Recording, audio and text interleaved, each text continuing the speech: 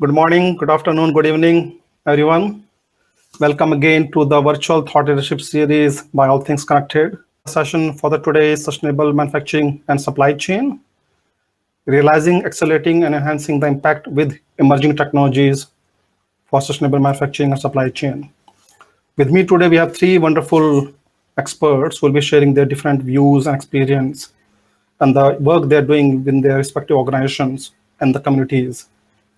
We have Natalia. She is a managing partner at Honest Impact Fund, joining from Barcelona. Then we have Klaus Mueller, CEO, Asia Pacific Schaeffler Group, with me from Singapore. And then last but not the least, we have Piyush Malviya. He is a senior director, international business at Moglix, joining from Dubai.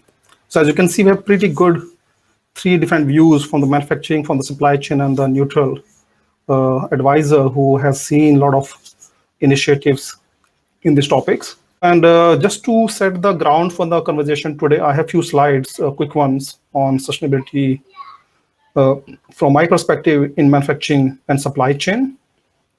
And we have been hearing the sustainability for quite some time, right? So if I ask the definition of what is sustainability, I'm sure each of you will have your own definition, right? So some will talk about, okay, let's plant the trees. Some will talk about a lot of CSR activities, which all are necessary and important.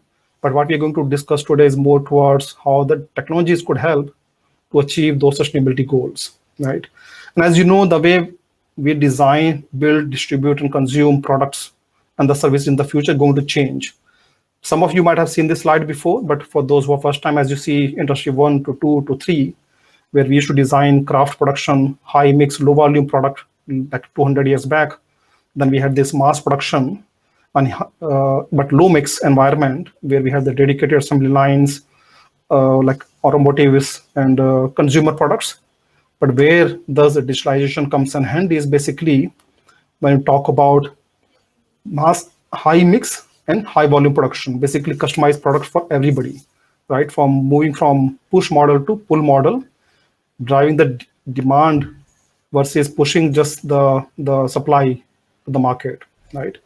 And this is where we need to keep thinking about how do we do this sustainability and where the technology could help us to achieve this kind of environment. You are familiar with how the supply chain and the manufacturing work in a very linear way, right? From design, manufacturing, consumption to the end of life, right? And each process we consume certain resources, obviously, right? And we create some waste, very linear way, right? But if you think from manufacturing perspective one more time, but a different visualization here, right? We have design, manufacturing, consumption, and end of life, right? Traditionally, this is how it goes, right? We design, we manufacture product, we supply, manage the supply chain between the enterprises and the consumers. And then once the products finish their life, they goes to the waste, pretty much landfills, right? But as I mentioned, that where the sustainability can come and help to achieve and be better at what we do is we have to think where we could redesign, reduce, reuse, remanufacture, and recycle the product and the services across the value chain and see how this could help achieve the sustainable manufacturing and supply chain process. So this is again very much in silo if you think of it as a design perspective, right? But what we need to think of it, how do we look at it as a circular point of view? You must be hearing about ESG or ESE model we talk about, right? Economical ecosystem, right? Social ecosystem, and the environmental ecosystem. If you think of each of these have different areas of focus. But my view on sustainability and manufacturing supply chain is a bit more circular in a way, right? So different representation, basically same processes, but let's look at each processes in a circular way that we can achieve those sustainability goals and have this circular economy also in consideration with the technologies where we have not only just the cost impact, the bottom line, but also look at the new revenue models and look at the impact, which I mentioned about the ESG kind of topics, right? And many of you must be familiar with the reporting mechanism also. Some of your organization might be reporting as well. We won't go to that detail, but the idea is when we are thinking of reporting this sustainability, we also think of where we can bring the technologies to help achieving the goals, right? One last slide. I took this as a reference for one of the very interesting paper I was reading. Basically, if you If I summarize this, basically in this case, the researchers were doing it GRI impact. So the bottom, the x-axis which you see is the GRI reporting numbers, not specifically the numbers, but the topics, and where the technologies Industry 4.0 could help achieve those. So if you look at the numbers, high numbers, basically about this yellow line, are where the technology could come and help achieving those. For example, energy, water, emissions, employment by treating the people differently, right?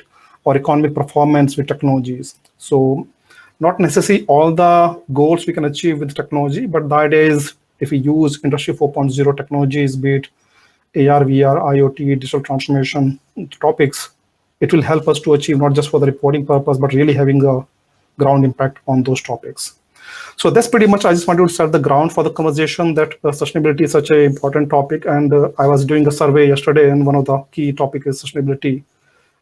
People are asking, going forward, will be addressed among the organizations?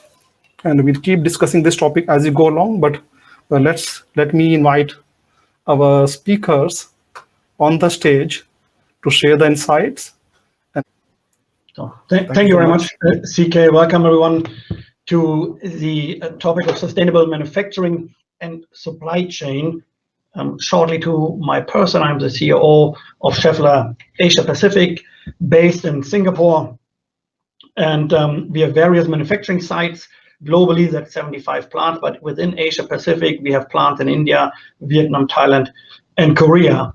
And I want to talk in the next 20 minutes about sustainability. I give you a short overview about the company, our products, and what is our view on sustainability and our direction here. Then another part is about the sustainability targets and how we break them down to make them more operational as a manufacturing company. And then in the third part, I share some thoughts of how do we use and take digitalization as a leverage to become more closer to achieving our targets in terms of sustainability, in terms of transparent supply chain, and creating the future. With that, I give you a short overview. So Schaeffler is a German-based or Germany-founded company. Headquarters is in Germany. Here are some key figures. Sales in 2020 have been about 12.6 billion euro. We have around 84,000 employees worldwide. About 10,000 different products manufactured in 75 plants all over the world and 20 R&D centers. So now we have the link to sustainability. It's of course the topic of having a responsibility of 84,000 employees and their families. But then you see on the left side, what are we doing in our manufacturing? We are processing 1.1 million tons of steel per year. And we do have a strong customer base with about 11,800 customers worldwide. So that gives us a little responsibility here, how to optimize our supply chain, how to produce in a way that this is sustainable, and how do we serve our customers and help them to become successful in achieving their sustainability targets in the future.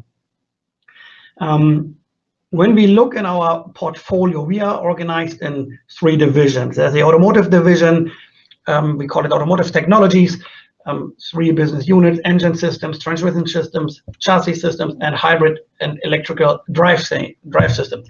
As we know, the electrification of the cars, of our mobility applications is moving very, very fast. And so we are in Schaeffler looking forward, and especially here in the hybrid and electrical drive system business unit, business division, we are developing future products which will support that change of the future technologies, and with that towards going towards achieving our targets in sustainability, but also supporting our customers to achieve their targets and to support this transformation. The automotive aftermarket division prepares and supplies spare parts in all the areas for passenger cars, like commercial vehicles, tractors, agriculture, heavy commercial, and services. Why is this a big part here for our sustainability agenda? Because preparing and supplying spare parts for our end customers, it will extend the life cycle of their products. And we just saw on the slide from CK the topic of reuse and recycle, and with providing products here to extend the life cycle of a car, of a truck, or of a tractor, that certainly supports our sustainability agenda. And in the industrial sector, industrial division, we provide products and solutions for different sectors here: wind, raw materials, aerospace, off-road, and so on. So what is really interesting here, and what we see over the last years, is a change in the need for new products. When we look, for example, in wind energy, today every second windmill has a bearing of Schaeffler inside, so low friction bearings to increase the energy efficiency of wind turbines is something. Railway applications is something. And when we look into the new area of hydrogen application, so providing solutions, parts, and systems to speed up the change to hydrogen is something we invent and develop here in our industrial division. Schaeffler Sustainability Management focus on 4 action fields, and I just mentioned some examples here. When you look on the right side, customers and products, I highlighted some of that. Another chapter here is the environment and energy, CO2 neutral production and resource efficiency are the highlights here. Suppliers and materials, so the entire supply chain needs to be overlooked, needs to be transformed, and we are working closely with our suppliers here to also include them into the transformation. And then employees and society, again, I said it's not only the employees we have, but it's their families, it's the communities they live in, it's the regions. We have an office, we have a production site. How can we contribute as an organization there to move forward? All of this you can find in our yearly sustainability report here on the right side. I put it there. I think it's a very good and interesting read. Gives a lot of ideas, insights, and motivation to move into this direction. Maybe one highlight we have here is that in last year we were nominated by the United Nations as one of its 50 sustainability and climate leaders worldwide. So where is this coming from? The nomination comes because we have clearly defined sustainable targets and a sustainability management. There are 17 sustainable development goals defined by the United Nations, and we in Schaeffler are happy and proud that we, especially for 11 of those, have direct impact and direct measures to support these sustainability development goals. So now when we look forward, how does all this framework, the product, the divisions, the obligation and the responsibility we received here from the UN by the nomination as one of the 50 climate leaders, how do we make that operationally as a big organization? How do we bring that into, as we're talking about manufacturing, how do we bring that into our manufacturing sites? Besides the 17 sustainable development goals, which is the basis for our sustainability activities, we have defined 7 non-financial targets to underline that commitment here for sustainability. And some of these targets you see here on the screen are relevant for the management bonus, the yearly bonus. So there's quite a lot of focus on that, and I put here also the link of each of these targets to the sustainability development goals. But let me explain a little bit more in detail. As I said, when we go into the whole supply chain, the sustainability supplier. So what is the target here? So we would like to have by 2022, and that's next year, 90% of our purchasing volume covered from suppliers which have done a sustainability self-assessment. There are organizations out, there are standards. We are using one driven by the automotive industry, where we ask our suppliers in terms of their sustainability awareness and performance. And we would like to have next year 90% of the purchase volume covered only from suppliers which are committing also to these sustainability targets. CDP rating, we have the target to come to an A- grade by 2021, and we achieved already the A- grade by 2020 last year. Carbon neutral production is a big topic for us. CO2 reduction by 2030 needs to be done compared to the year of 2019. And we are quite proud that already one of our manufacturing plants is fully carbon neutral. That's a plant in Spain, where we have achieved that, and in all other regions we are working with the teams there to make that happen. Freshwater supply is another target, 20% reduction of freshwater supply by 2030. So here is an area where we are now in the phase to really understanding and measuring where and how do we use our freshwater, how can we manage and steer that, and that's also an area where I guess later on I come to the topic of digitalization, but understanding real-time data here, how is water utilized, how is water used, how can we clean the water, how can we have closed circles of water which we use. That's something we are working on with new technology solutions. Energy efficiency, there's a target that we want to have 100 gigawatt hours efficiency achieved within the next 4 years, so from 2020 to 2024. We are quite good on our target. So last year there was a target to reduce or to improve our energy efficiency, energy consumption by 25 gigawatt hours worldwide.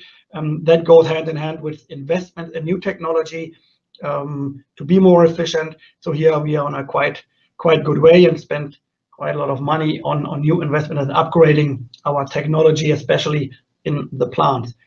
Going more to the people side here again, accident rate.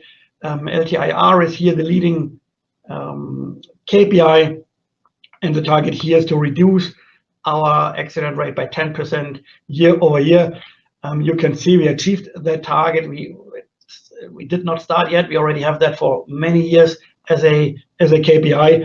And so we are quite proud that we have various numbers of plants already with 0 accidents over the last years, and we are just trying to improve and bring everyone to really low numbers and avoid every single accident for our employees. And renewable energy, so it's not only the energy efficiency, reducing energy consumption, but also how do we consume and how do we purchase energy.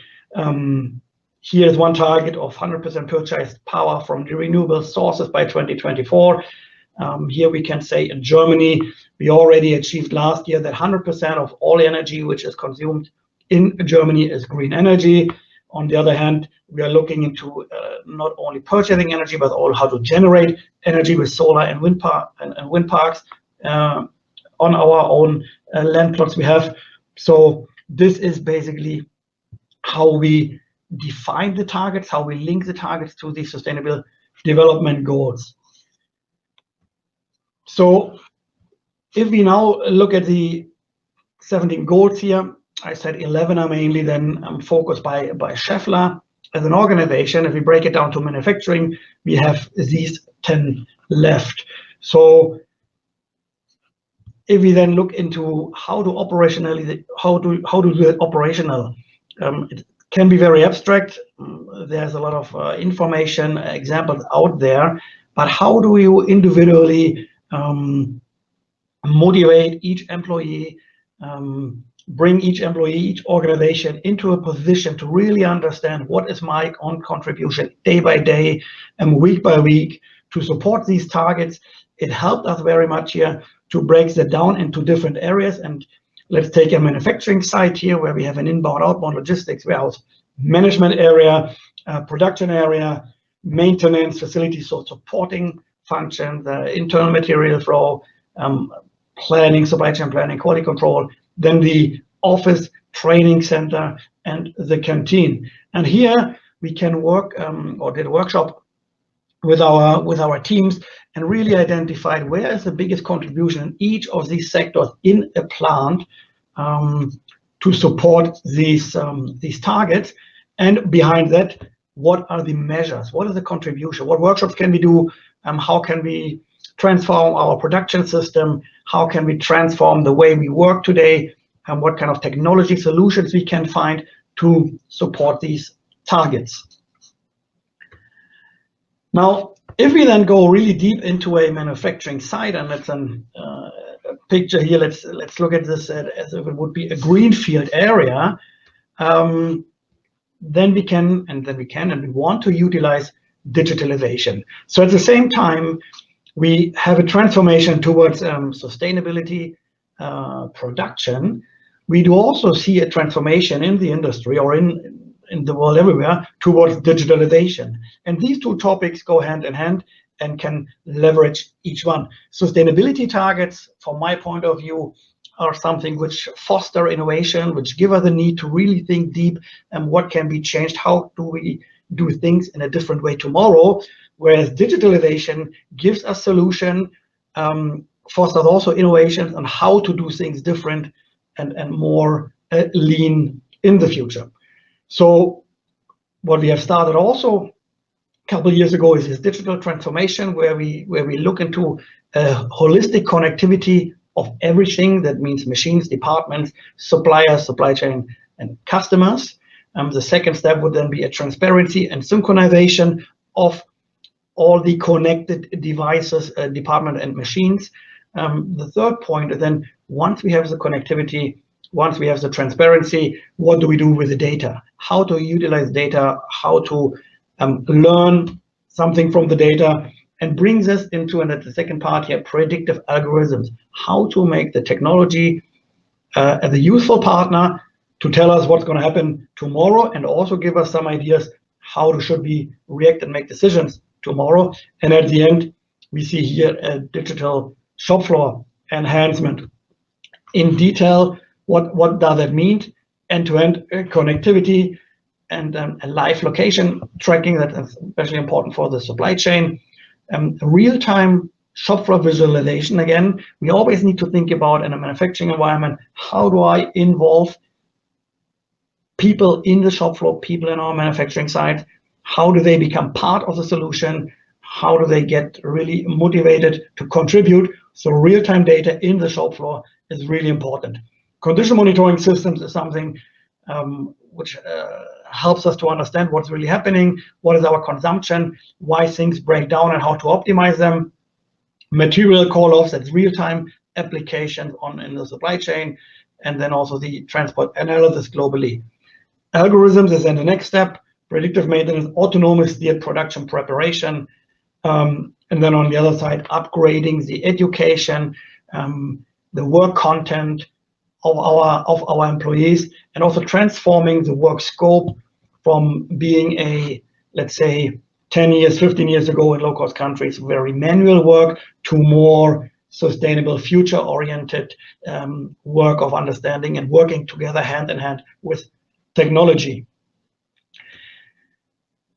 Let me give some examples here of digitalization, digital solutions we have here, and how do they support our transformation and our way towards a sustainable manufacturing organization here. Employees need to be involved. There's one picture here where you see a 3D virtual environment where we train people with new technologies off-site. That means not in the machine, so that reduces work accidents, that does not disrupt our production, gives them a safe environment. Failures can be made without any big problem, and encourages people to learn more, to try things, and at the same time having a real environment as if they would be on the machine. New technology here, you can see that is helping certainly. Real-time data then in the middle is something to really understand processes. When we go further to the right side is our energy monitoring system. So we are able now to monitor the energy consumption of the main consumers in a production line, in a grinding machine, in a heat treatment, in an assembly line, and really understanding with big data then which product has a certain stress level on the machine in terms of cycle time, in terms of heat, in terms of oil, water consumption. How is that linked to breakdowns in the machine? How is that linked to production planning? So this real-time data really helps us to understand and to optimize later on our production. A lot of production sites have this phenomenon, as you probably also know that from at home. There are certain times where electricity has peak times, and then there are certain times where electricity has no peak times. This is not only a price topic, but it's also a stress level for the whole electricity network in the area. So if we think a little further, what can we do with this kind of data is, where do we see production peaks, consumption or electricity consumption peaks, and can an algorithm help us later to optimize our production, for example, including the supply chain, to smoothen this, to flatten that the stress level on electricity networks, for example, in a community is equally flat, which then contributes also to the overall performance of the electricity network in this community. At the end, how can that look like? A fully connected production site, a live dashboard, condition monitoring, energy management, and so on.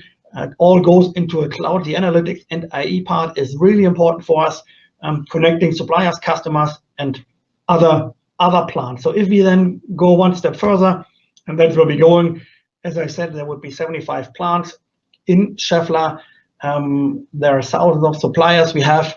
If we are able to connect most of them, getting the right data, getting the analytics done, then my question would be, and my thought for you all would be, what if we would have real-time data transparency? What if algorithms can predict when we want to produce something based on supplier, on traffic, on weather, on demand? So what happens if we can see a congestion in the Suez Canal? What does it mean on our supply chain? How can we rearrange our supply chain, not only for the time problem, but also for the burden on our environment?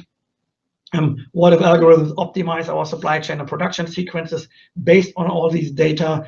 And what about algorithms can lead and help us to design global inventories to support our customers, to support our suppliers, and to support us? So with that, First of all, congratulations to Schaeffler team for being in the part of the UNGC champions. And the way you have looked at those 17 goals, narrow down to the production side of it, and then narrow down even to the functional side of it is very interesting. And then looking at what are the goals we can achieve with the different technologies. So again, I think Schaeffler is doing quite good work. Thanks for insight. And I'm going to send you back to the audience for now. And we'll get you back on the stage during the panel discussion. Excellent. Well, thank you, everyone. You know what's amazing about this is the fact that we have people from all over the world. I live between Barcelona and Palo Alto, California. And so it turns out it's better to be here for this conference because it would be 2 o'clock in the morning in Cali. But I really appreciate the speakers today. And Klaus, thank you so much for actually talking about the importance of manufacturing and how manufacturers like you have been so progressive and proactive in adopting the Sustainable Development Goals and looking at ESGs. And nothing starts out of nowhere. Just to let you know a little bit about my background, I actually was on the team for the Paris Agreement, which finally agreed, we had an agreement where we had developed these 17 goals. And I did that because I was working for President Barack Obama. First, I was his advisor on innovation and competitiveness, and then I was his SBA administrator for Mid-Atlantic, where the core principle of these ministry or agency is about getting small businesses going. 51% of the businesses in the U.S. are small businesses, and they are actually always so nimble, easy to grow, and they're hiring more people now than ever, especially during recessions and so on. So I'm an entrepreneur, policymaker. Now I started a new fund, and I'll go a little bit over that. But the idea here is I'll talk a little bit about how we go between, policymakers, government, community, entrepreneurs, corporations, and make the world a better place. I have a small presentation.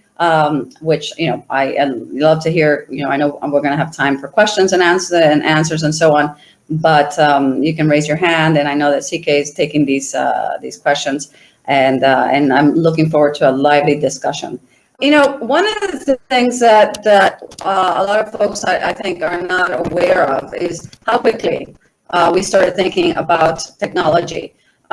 Just to give you an idea, think about the fact that our first iPhone came out in 2007, our first application came out in 2008, and all of a sudden we're rushing into a new world, new evolution on how we're going to apply technology to solving not only more efficient ways, but to solving problems within big government, right? So Barack Obama comes in. He's probably the most digital president to come into the government, and all of a sudden, all of us are saying we're going to go ahead and modernize government. It takes a little time, but I remember the stories when I used to tell people we're going to put everything on the cloud, and people looked at us like we were crazy. But slowly but surely, we were able to start looking at all these different ways of transformation, right? Before, I think, decades before, we never thought about all the complexities and how everything is interconnected and how technology makes that a reality.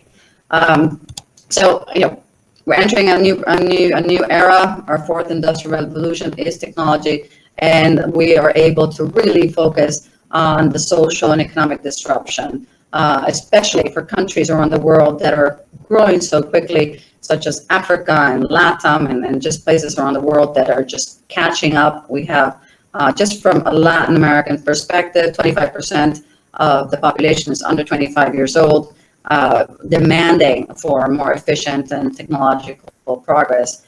So that's where I think there's a lot of input. And I know that we've talked about the Sustainable Development Goals, but I just can't emphasize how hard it was to come to these.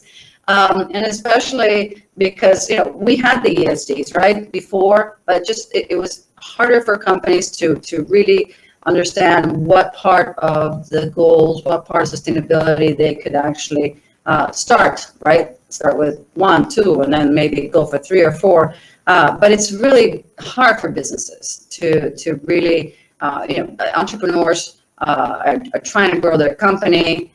They're trying to make sure that they employ folks and trying to make sure that they do the right thing, and that they're actually, also, being able to make money at the same time as doing good. So this actually was a framework that really applied, I think, very closely to how businesses grow, how businesses can actually be successful. When I started this 20 years ago, people were telling me it was too expensive to be sustainable. It was too expensive to be green. I think every union in Philadelphia wanted to burn my house down because I wanted every building to be green. But we were able to get past that and get folks to understand the value of what that meant. So just a little bit of, we all face this. We have, especially in the clean tech area, one of our areas for the Paris Agreement was how long of an investment is this going to take? How will VC venture capital community will be able to invest in? And so the government in itself was able to create incentives. We have the SBIC program, which we provide funding for VCs to go and invest in companies that are very disruptive. That might take a long return on investment, but that's where I think government policymakers should be really gearing towards that. And it's that bridge, right, between technology and policy that needs to really be, and I know Singapore does this really well, but it needs to really come into cohesion, and there has to be a really collaborative approach. When the iPhone, when the smartphones were done, it really brought into context the way that everything can be connected. And we never thought that social connectivity, civic society, would be so beneficial on understanding what we can do from waste to security to healthcare, especially healthcare today. If in the pandemic, if we would have been have had this pandemic, I think 20 years ago, it would have been a very different situation. I mean, thank God that we were able to actually have the technology to make us more accessible for logistics to be a lot more efficient, and supply chain, especially the supply chain of food and health products and so on, to make our life a lot easier. Just we don't realize how the text, something so simple like text messaging, which started with the first text message between Queen Victoria and President Buchanan, took 16 hours, and it always, it takes a long time for investment into technology. And I think in the last 15 years, with getting IoT, getting the internet going, getting folks to be more digitally savvy, is actually creating huge solutions, huge expectations, but at the same time, we're having, in Europe, particularly with privacy and everything. So how do we work through that? And of course, that always happens, right, with transparency, and which is one of the reasons why I'm a big fan of blockchain, because in the end, we will need to have better transparency. I am a smart city planner. This is the area that I think connects not only the cities, but the region and the big corridors of commercialization and commerce. Everything now, as we know, are interconnected. We can have conversations directly with our policymakers. We can report much faster on issues on roads, like with companies like Waze. We can sell back to the grid, and all. We can actually do electric charging. We can have smart buildings. But we really need to focus. I think the next thing that has to happen, especially on the supply chain side and logistics side, is smart infrastructure.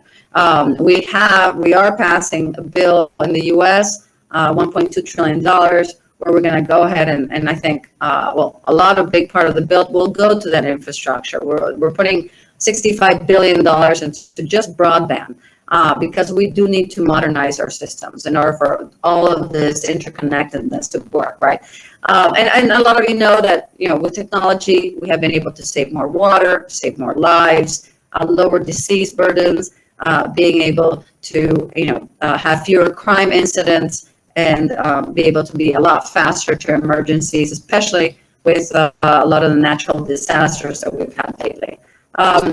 In our area, when it comes to agriculture, especially agriculture and that ability to be able to get the farmers, especially at the World Bank, there's a focus on figuring out how to empower the small agriculture producer, get them the right data, get them to give the right data in order for us to be able to have that in a way that they can decide which crops are better, which ones are actually much easily transported. And just-in-time, just like we have just-in-time manufacturing, I think we have to have just-in-time agriculture production. And it's complex, but I think that with empowering our farmers and the folks around that ecosystem, we're able to do this better. Telemedicine, especially during the pandemic, I think was a key revealer on how we can assess people's health, get them the right information, be able to predicate, basic information on their health, and be able to administer that much faster. We don't do this alone. I just want to make a point that as entrepreneurs, citizens, work in a public-private partnership is key. Government doesn't work by itself. Government works for the citizens. So we've had great leaders in Congress, in the White House, and we were able to do something like crowdfunding. I was very involved in the Jobs Act. How do we get for individuals to be able to crowdfund and help small businesses get going? One of the key programs, I think, is the SBIR, which is what Europe is trying to do right now with Horizon 2020 and 2027. We were able also to open the government and open that data that created the help create sharing economy, like companies like Uber and Airbnb, and be able to have that ability. We actually have helped all these companies through government grants, through government assistance, and I think this is where we need, as entrepreneurs, to really ask government to be more involved. Just like we've helped create, companies like Tesla and Apple. I think that we have so many more to do that worldwide because of the health issues that we've had. These are some of the companies that have received grants. We have created more than 13,000 companies where these are actually that have become a lot more global. I know a lot of you know 23andMe because we all want to know where we come from, and that genetic composition will be key when it comes to data. Government, open data for agriculture really helped us figure out new technologies. And opening the government back in 2010 and 11 created a whole new synergy and relationship of goodwill between several of the countries that have done that. Why is this important? Well, I think that from an agriculture perspective, we all eat. We all try to be able to have healthy lives. But I think that this is an area that has been overlooked. One of the areas that is not as technologically advanced as many others. So I want to really emphasize on how technology, when we talk about sustainability, how technology can play a huge role in agriculture production and agriculture distribution, all the logistics that comes to getting you, some fresh produce at your table, getting people who are hungry around the world to be able to have more accessibility. And that takes from manufacturing to supply chain, to delivery, to the last mile, to mobility, and to be able to have communities that actually can survive and be in good situation, because we cannot have sustainability without healthy citizens. And again, I just can't emphasize the Sustainable Development Goals and how we should, each one of us, and even from a business perspective, make sure that we take one of these and start working more towards it, even in our personal life or in our business, or talk about it to more people, because you'd be surprised how many people have not been able to understand the sustainability SDGs as well. I have had to present this many times, but slowly but surely, I think that folks will get on the bandwagon, figure out how individually we can contribute to a better world and better ways of doing things. Thank God for the kids today who actually have taken upon themselves, right, to make sure that we as adults actually do the right thing for them. Thank you so much for sharing the insight. I have a lot to cover. I think we'll bring you back on the stage in a while. So first of all, thank you for sharing the information, and I'm going to send you back to the audience meanwhile. And I'm going to invite our next speaker on the stage. I'll see you shortly, Natalia. Yep. Okay, so we have our last but not the least speaker, Piyush Malviya. Hi, Piyush.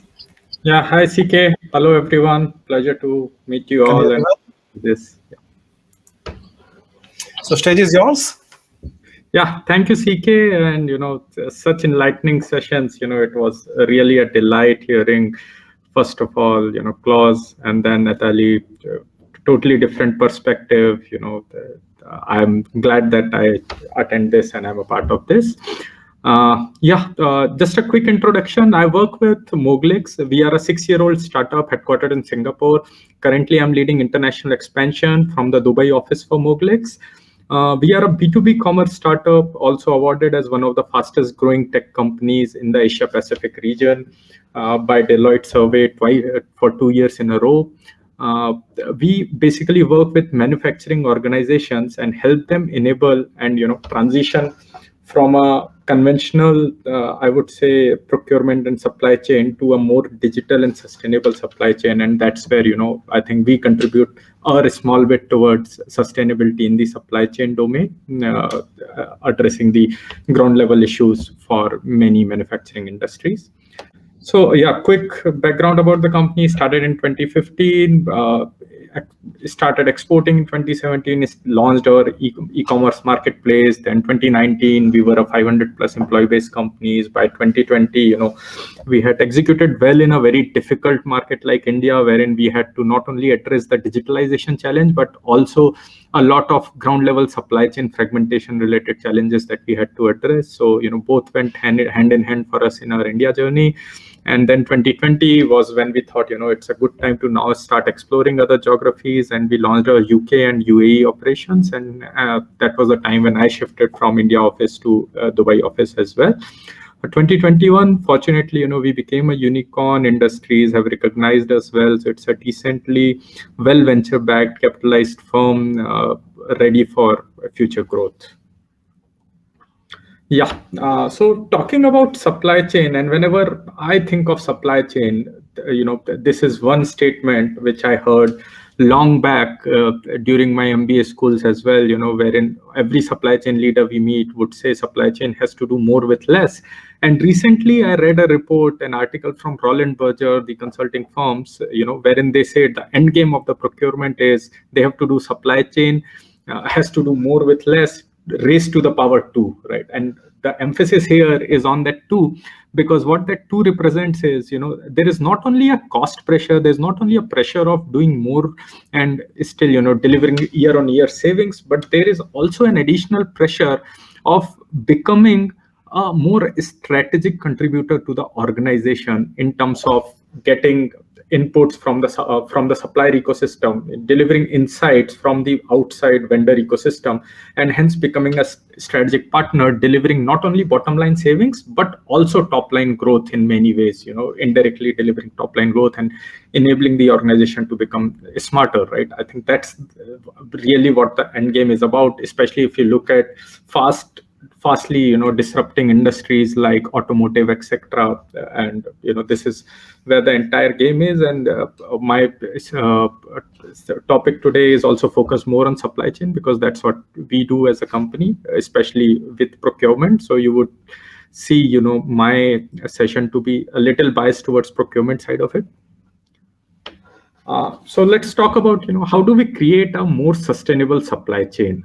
And if you have to ask me, I see 3 major levers when we talk about creating a sustainable supply chain. And the number 1 lever is data. If we say, there's a very common saying that data is the new oil, data is the new raw material. If data is the raw material, then you cannot create a good finished product without having a good quality data. No matter how good your machinery is, no matter how sophisticated your technology is, your output would never be the best if your input data is garbage, right? Simply put, garbage in, garbage out kind of philosophy. Number 2, overcome typical process overheads with digitalization, right? And when I was discussing with CK, I was mentioning him about, we do a lot around digitalization, basic process automation. What does it have to do with sustainability? And his point was that's where sustainability is, because we are helping organizations get rid of a lot of overheads, a lot of man-hour saved, and every man-hour saved is basically essentially lesser carbon footprints, is lesser electricity consumed in the office, is lesser travel time delivering the goods from one place to other, and hence it is more sustainable in that way. So hence I believe digitalization is at the core of sustainability. Number 3, obviously, is what really is the future and what really separates the winners, the great companies, from the average companies, is the role of new technologies, blockchain, be it robotic process automation, be it artificial intelligence. It has to be embedded throughout. And with the combination of these 3, we are able to we really move and graduate towards a more sustainable supply chain. Let's understand a bit more on the role of data. Now, on the one hand, every day we hear about processes, technologies like blockchain, artificial intelligence. But when we really delve deeper into the current quality of data that the organizations have, right? And this is a snapshot of, this is a representative of the companies, the data that we work with across companies. And you look at the quality of data that exists in the system right now. And when I'm saying this, I'm focusing more on the indirect procurement, MRO procurement data, right? Let's look at the first table. 1000-watt halogen lamps. It has 2 material codes with the same description. Now, this 1000-watt halogen lamps, if you just do a random search on Google, you would come across at least 20 different results of 20 different brands and 20 different luminosity levels, maybe, basically resulting into 100, 200 different possible halogen lamps that can match this particular description. So how do you know what you're buying, right? If you look at the second table, multiple taxonomy. So, when we worked with this kind of client, we realized that all these items are essentially the same products with just a small variation, but the spelling is all over the place. It's different because every time the material description was created by a different user, and hence, the quality was not great. Number three, opaque costing. When we say a simple product as bearing 22230, the brand is missing. Belt, a V belt A32, again the brand is missing. MCB 63 ampere 4 pole, which make, I don't know, right? Number four is I find this as the most interesting because many a times it just says 4 pole hanger. Now, no one other than the person who has created this description and actually purchased this product, no one other than him can actually even remotely predict what is actually being bought here, right? So it becomes quite a challenge when, on one hand, we are talking about sustainability goals, advanced level technologies, and on the other hand, we are having to deal with such quality of data at the ground level. And when I say this without exaggeration, more than 70% of our customers have more than 90% of their data in this particular format, has one or the other issues existing there. So hence, I believe sustainability goes hand in hand with ground level, operational challenges, cleaning the data, maintaining a better master data in the system, and then applying sophisticated technologies, automating processes. And through this holistic approach, I think even Klaus mentioned this in his presentation, through this holistic approach, we'll be able to graduate towards a more sustainable supply chain. Number two, just taking an example of what are the procurement overheads and why is digitalization even needed in first place, right? What happens in a typical manufacturing organization? Once again, I'm talking about, just a case study, numbers from a typical manufacturing organization having $10 million of indirect procurement, $10 million worth of indirect procurement, consisting of 5,000 plus transactions in a year, right? There are huge inventory carrying costs. More than half of the spend is actually outside a contract. And whenever it is outside a contract, the entire purchase cycle becomes much more lengthier because every time it has to go through all those steps of getting a quotation, etc., whatever is the compliance requirement of the organization. More than 80% of the vendors contribute to less than 5% of the procurement budget. There is a 5 to 7% error rate in the PR to PO, the way the PR is raised, and the error could be in any form in terms of, the description of the product, description in terms of delivery time, incorrect product being delivered, wrong supplier being mapped, supplier invoice not matching the customer purchase order details, right? So all these day-to-day processes, along with, overheads of say 500 plus man hours spent just managing the day-to-day transactional procurement things, right? Which is certainly an overhead. If you can have access to a system like Amazon, go there, have a good quality data, do a one click and buy it off, things that can happen in 5 hours are actually taking 500 hours in the system. And, so those are the system overheads that we come across on a day-to-day life. Typical case in point, when we look at a purchase life cycle, we are looking at a purchase requisition, PR issued, and a simple case study, $10 million annual MRO spend with 5,000 annual transactions. And even if he, spends, this particular customer spends 5 minutes per PR issuance, right? And you multiply it by 5,000 transactions, we are talking about 417 hours just spent on creating the purchase requisition. Then, we are talking about processes like releasing a RFQ, request for quotation in the market, or doing a price comparison, releasing a purchase order, following up with the seller on deliveries, conducting GRN, and booking the system, booking the product delivery receipt in the system, processing the invoices, and then effort in managing all the errors that happen throughout this process, right? And what we realize is for a very meager $10 million spend, 500 man days are sort of required by that particular organization, especially managing 5,000 plus transactions, 70% of those transactions being individually being less than $300 in value, right? So 500 man days, the man days cost, if you simply put a $20 per hour, is basically 100,000 USD just to spend in the procedural overheads, just to manage the procedural overheads. And we are doing that for, basically managing 70% of the transactions which are less than $300 in value, right? So that's the sort of level of fragmentation that exists in many companies. A lot of companies have made a lot of leaps here, and but this is where we come in and try to help companies automate the processes. Jumping to the third lever, how do new generation technologies like blockchain can transform the procurement organization, right? And the same principles would apply for any other technology, be it RPA, be it artificial intelligence. In the end, I'll share some case examples for that as well. Talking about blockchain, obviously everyone is aware about this. This is a much abused topic, spoken everywhere. How is it relevant to procurement? Number one, it helps creating more operational efficiency through smart contracts. If blockchain-enabled contracts will help you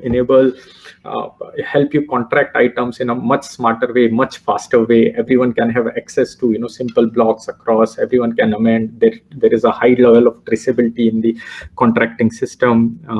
Number two, it is about embedding trust and traceability. And especially when we talk about sustainability, when we are talking about, things like child labor being involved in the processes or no, things like, sustainable manufacturing processes being used in procurement or no, blockchain plays a key role by enabling the traceability end to end, so that, when it comes to things like low cost country sourcing, going to a new country, etc., having a good blockchain access throughout the procurement supply chain really enables a lot of trust, because every transaction that particular product has gone through right from the beginning.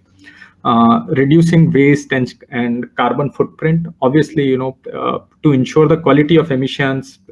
Actually, the emission reporting can be started right from the origin level to the end consumer level, and hence, you would know at what all stages I'm wasting more carbon footprint, and then you can optimize it. And fourth is, the most common use of digitalizing and standardizing, across industries. It would be very easy across geographies. It would be very easy to make amendments, make sort of, any kind of adjustments in the contracting process. What do the coming days hold? A peek into the tailspend ordering. What we see from the startup ecosystem is a lot of consumerization of B2B buying, a lot of analytics and insights being generated due to availability of much smarter data. The days are not far when we will talk about voice and image based ordering, even for B2B cases. I think some industries in some certain geographies have already started experimenting around this for consumer side of it, but I think days are not far when we start seeing this for B2B transactions as well. Clean and media rich catalog. So once again, B2C technologies, Amazon-like buying and permeating in the B2B ecosystem, and eventually all this in a connected ecosystem leading to product recommendation. Examples like when you buy a cell phone in Amazon, it gives you an auto recommendation of, people also buy this particular cover, people also buy this, people have also seen this kind of products, and we have already started seeing use cases of such technologies being used for indirect procurement buying, that, people in relevant industries are actually buying this. Why don't you buy this in place of this? This is how you can save so much of TCO, total cost of ownership, when you buy this particular product from here. So this is what the coming days hold.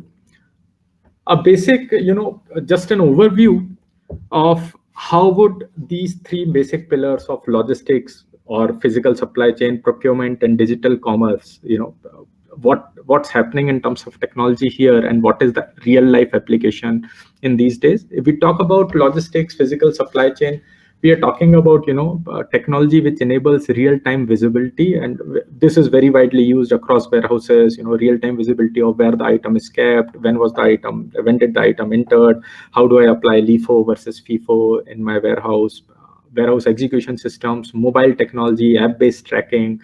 A lot of whenever the RMX guys deliver a packet to my house.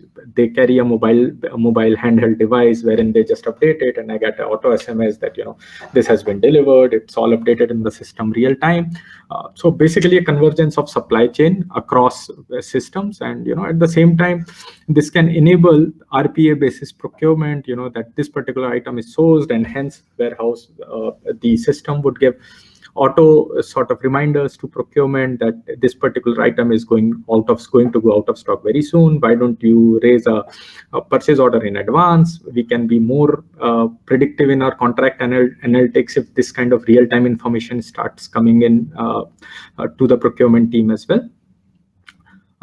In terms of procurement, yes, autonomous procurement, robotic process automation in procurement, everything that is mundane, everything that is repetitive can be automated, using technology. Blockchain for better traceability, supplier risk assessment, through better collaboration, digital collaboration between buyer and the supplier.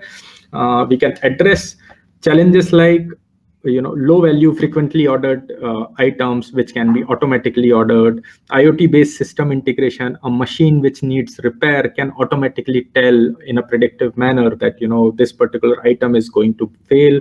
Why don't you order it? This has a particular X and X weeks of lead time, so it's time for you to take an action before it fails. Obligation management, commercial risk, supplier invoice processing, basically automating the supplier invoice automation, supplier invoice processing end to end, so that you can enable suppliers with better access to working capital. That's one of the major use cases in procurement these days. Contract creation, maintaining master data, which I spoke about. In terms of digital commerce, what we are seeing is, mainly a lot of immersive commerce in terms of media-rich catalogs, in terms of consumerization. B2B commerce style buying for clients is going to, start to happen. Alternate product search, tracking, so everywhere, even the B2B buyers now are becoming more and more savvy, because his personal use, he's ordering from a delivery hero or a Deliveroo. Whenever he is hungry, he orders something. Whenever he wants to travel from one point to another, he books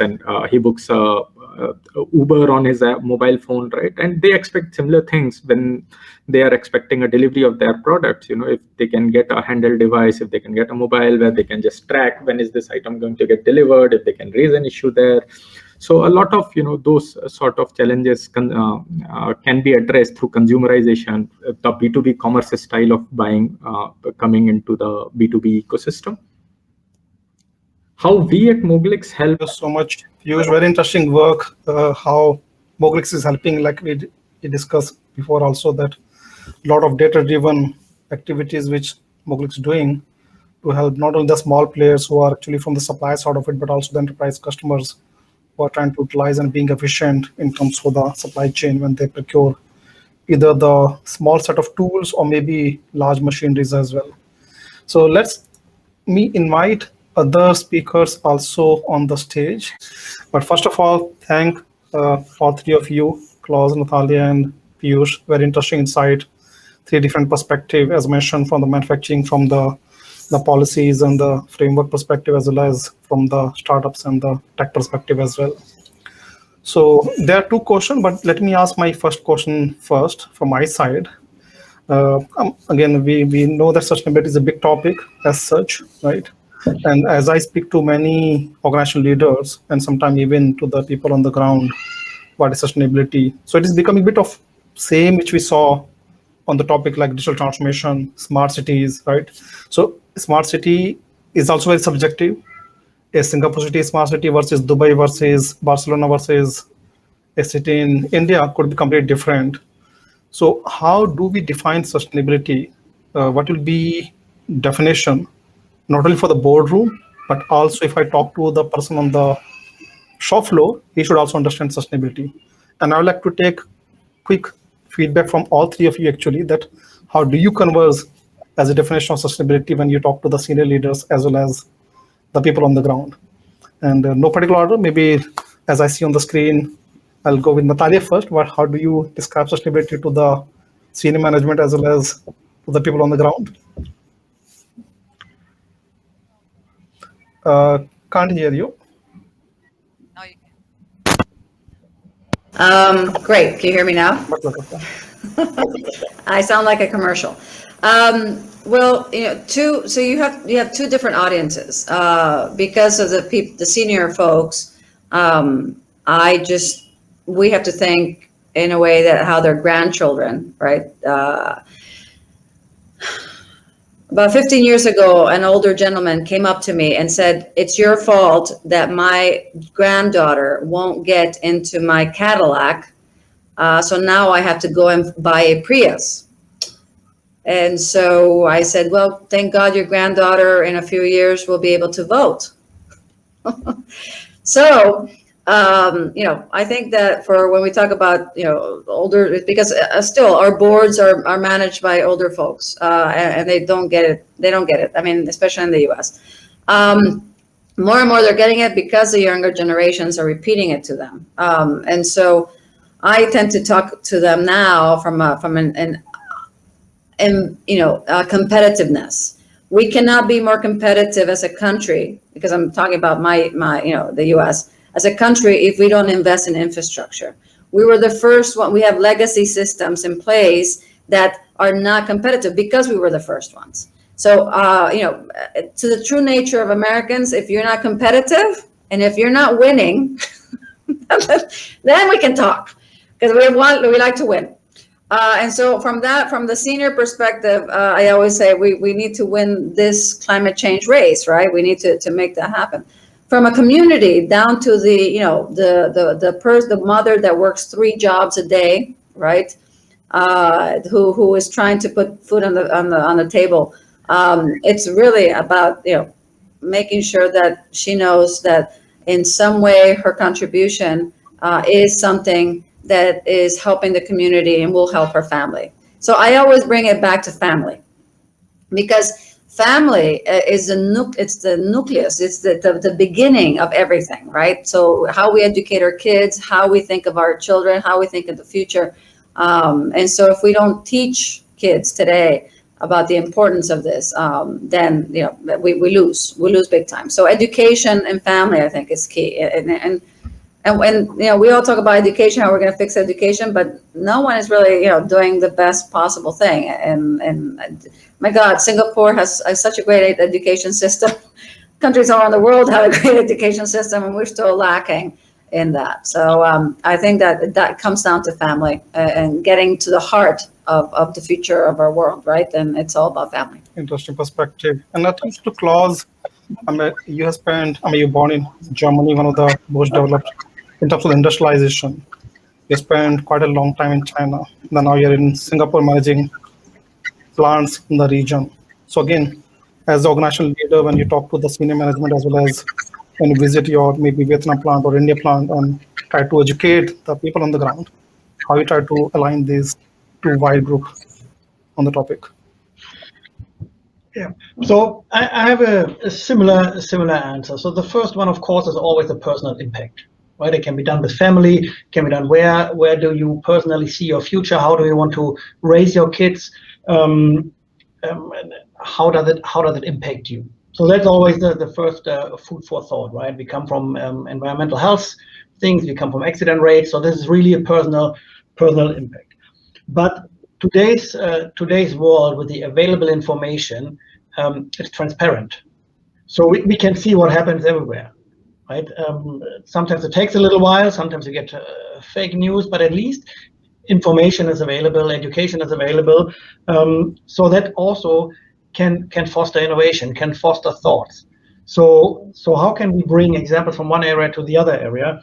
And because you mentioned I'm living now in Asia here for the last 10, 12 years, having manufacturing sites and an organization in Korea and in Japan and Vietnam, Thailand, and India, it's totally different point of view. But our expectation and what we promise to our customers, for example, is no matter where you buy our product, it's going to be in the same quality, it's going to be the same raw material, and it's produced on the same machines. So the same machine we invest in Korea, Japan, or China, we invest in Vietnam, for example. So there's no basically low cost, high cost. And then you have the emerging societies like Southeast Asia, where there's a hunger, or India same, there's a hunger to learn from the people. They want to grow, not only as an individual, but also as a society, right? They want to connect, and they will jump certain evolution steps, which Europe maybe has been done, or Americas, right? So they will be faster. We see that in China, by the way, right? They're very, very fast, and they just pass by certain learning curves because they're hungry. So once we argued about the personal impact and where do you want to live and how do you want to live, and even work and change your workplaces in a globalization here, yeah, you can work in India, or we transfer people as expats to Korea, to Germany. Second is I think sustainability is an innovation driver. You can find a lot of case studies, a lot of history from companies who hold back on innovation because they were not willing to change, they were hesitating, and they have disappeared. And then you find others who take that challenge to look at that and try to find a solution. There are so many smart people out there, and these companies will survive. So it's a win-win situation. Once we adapt to the change, once we have it on a personal side and seeing on an economic side that this makes sense to move in this direction, then I think the organization can go in the right direction. Right. I think it's going to be difficult for you, Piyush, because you have heard two views now. You have to figure out new answer. Same question, but maybe it help you, since you deal with quite a number of suppliers, if I would say. I'm sure there are a range of supplier from small to big. Have they been also talking about sustainability? And if you talk to them, do they get like, what are you talking about? What is this? Inform. Any thoughts? Very interesting point, CK.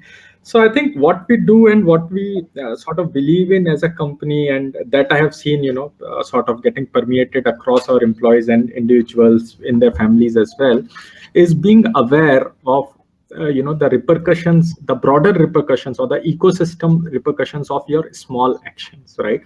Now, what we are trying to do with our suppliers is we are trying to make them aware of, you don't need to send, like basics, like you don't need to send a manual invoice. You don't need to print an invoice if you want to send it to us. Just click on our system and, input your invoice number, and we'll generate an auto invoice for you, right? Those are some of the things that we did.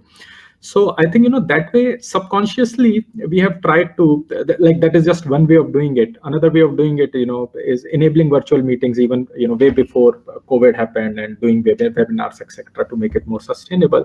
So I think subconsciously, that's where, you have to make people aware of why we are doing this, and, certain sort of, I think the larger and the capable organizations have this responsibility to uplift the smaller ecosystem and the smaller supply base. I think that's what we do to educate them, making them aware, and lead it from the front by adopting those practices ourselves.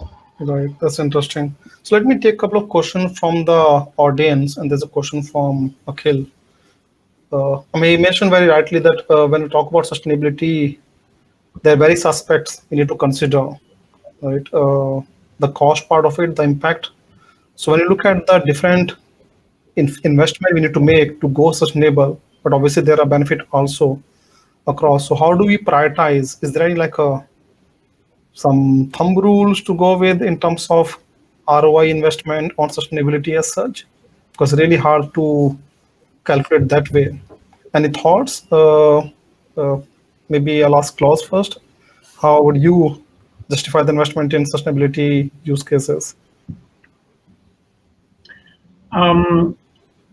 There's no easy answer. There's no black and white. So each of the activities, it's a business case, right? So we are as an organization still need to think about tomorrow to make that happen. But it's a business case. I think the critical point here is the time frame we are evaluating the business case, right? It's going to be a payback in a year, in 2 years, in 5 years, in 7 years, whatever it is. And then there's also some intelligence needed how to scale a certain solution, a certain investment, right? So I think there are various factors. Some countries have, for example, predefined requests. What has to be done in a certain country? What will be substituted? What will be funded? On the other hand, as a global company, we always have to see that it makes sense in our overall network of production and supplier network. But I think, interestingly, with sustainability and digitalization, it disrupts an old thinking. So I think we come out of a time where we thought about globalization, right? We go for low-cost countries, we go east, coming from a point of view from Europe, we go more east, we go to East Europe, then we go to Asia. When we now look at sustainability targets, cost of supply chains in the future, maybe we come to different solutions now and different conclusions to not have a single sourcing somewhere in Asia or in a low-cost country, but making it more smart. And then I come back to Piyush here, what he said about data. Data is going to be key, because with this data and the algorithms and technology today, which is available, these decisions can be made smarter and maybe different than what we did in the past. I'm not saying that it was wrong, but it's a different view. But there's no clear answer what to do, what not to do. It's a business case, and wherever your values as a company and your target area lies, I think these decisions can be different from company to company. Right. If I ask the different perspective from Natalia, I'm like, in the organization, it is easier to still define a business case, and you shared some of the examples like in production side of it. But Natalia, when we are discussing at the, let's say, city level or even the nation level on the topic of sustainability, where a lot of infrastructure investment have to be made by government organizations, or sometimes even supported by organizations like World Bank and UN, where the discussions on the investment and ROI, what kind of discussions we have there? Like, are there clear answers, or just invest and see how it comes along? That's the big difference between entrepreneurs and institutions, right? Businesses and institutions. Institutions, they're not looking to the bottom line. They're not wanting, they're not worried about making money. It just they don't understand that the reason how they get funded is by taxpayers' money that goes to those countries, and those countries give money to those institutions or foundations who are largely funded by wealthy individuals who are business owners who actually make money on that. So it's an interesting cycle where I think that there's a big gap between the policymakers and understanding where the funding comes from. And sometimes I wish I could get them to start a company and at least do an exercise of what it is to beg for money and get your company going. And looking at taxes and incentives. So I think that transparent, that's what I like about the blockchain. Honestly, the decentralization and the, what the citizen is going to be able to understand better with the data and understand how they can make influential decisions will create a shift in the antiquated way that the government has been. And I've been part of the government, and so trust me, it's antiquated. So I think that there has to be, that I think the procurement is a really great exercise. The World Bank is trying to be more innovative on procurement. A lot of governments are trying to. We convinced the Philadelphia government, the Pennsylvania government, to look at procurement as to give a percentage to clean tech companies, give a advantage choosing for sustainable companies. This was in 2008, okay? And so, the company started having an opportunity to be able to pitch because they had some kind of advantage. That's where policymakers and the private sector can come together and work that out. But no, the government doesn't build the highways and the bridges, our private companies. And so how we procure, I managed $35 billion of small business contractor money. And it was, it's the fact that we were able to provide this to the small businesses, to do this, was a lot more efficient than for government to do it. So I have talked about this around the world. When we procure 23% of everything that we procure, services and projects, has to come to small businesses. And of course, our small businesses are $30 million, 500 employees. But I have, talked in Europe, and they tell me 2%. We get 2%. I'm like, really? 23%. We was 23%. So let's, businesses should have the opportunity to be able to, procure and sell and so on in a better way. So it goes a long way. We just started this in 2010, so we have a few more years. Right. And again, in the interest of time, maybe I'll just have one, from my side, I have one question, which basically I'm continuing with Piyush. This is a bit from the startup and the tech ecosystem. And we see, especially in India, for last, I think even during COVID, there's so many companies have raised tons and tons of money.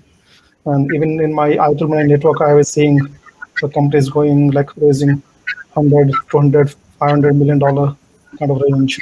So my quick question here is this topic also getting, like sustainability topic getting attention in the investors communities also? Like, are they kind of putting even more criteria that, okay, this company is going to be contributing to the sustainable objectives, let us pump in more money and help them to grow much faster? What do you see the trend among the tech and investment community? Yeah.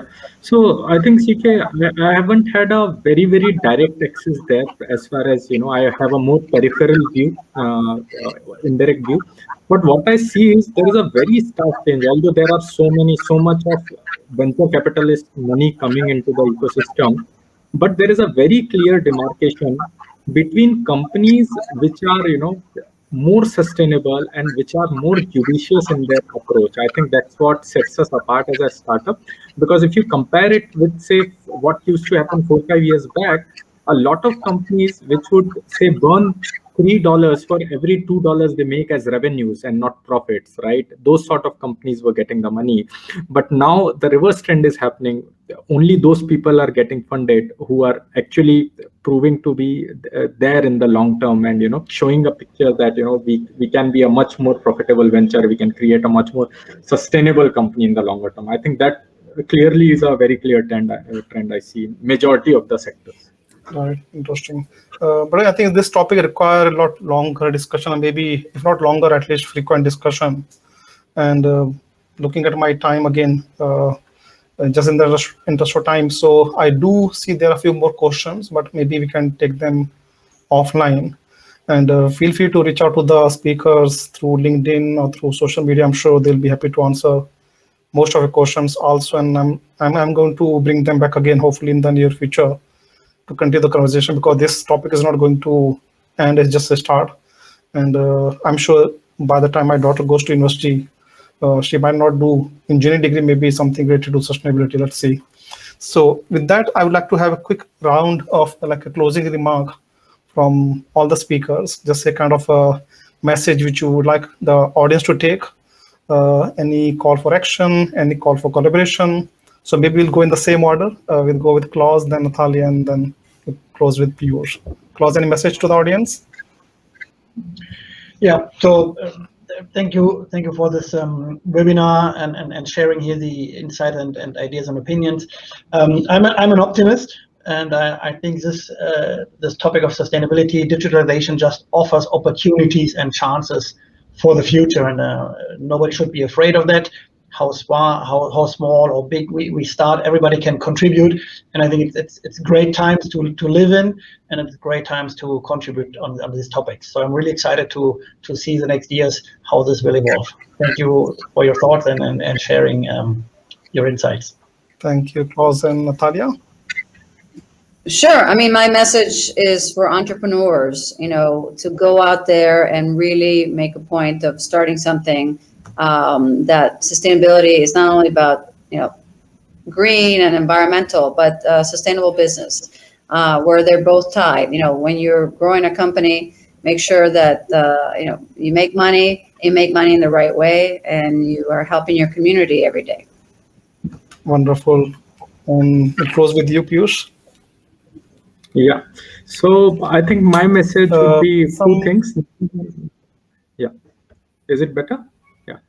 Yeah. So two things. Number one, just be aware of your actions and its repercussions in the larger ecosystem. And number two, at the same time, don't be afraid of trying new things. A lot of disruptions are happening, a lot of jobs, right? 50% of the jobs that come now didn't exist 20 years back. So a lot of new things are happening. So at the same time, don't be afraid that, I have to try something, whether I'm creating a new carbon footprint. Don't be too afraid of it. Just be aware of your action so that you can take corrective measures whenever you want. Right, wonderful thoughts. Maybe I'll also share with my thoughts also to the way I look at sustainability, and many of you, in fact, all of you have spoken about that start at home. And if I simplify it, equal to MC square, right? Energy is basically using the resources and you create some waste out of it. So whatever we do, whether at personal level, whether organizational level, let's ask what energy we are consuming, what resources we are consuming, how do we reduce them, as well as let's reduce the waste also, whatever comes out of it in whatever shape and form, whether it's a material, whether it's a time, whether it's resources and efficiency. So again, I appreciate all three of you for spending. So once again, thank you so much, all of you, and we'll see you next time. Bye-bye.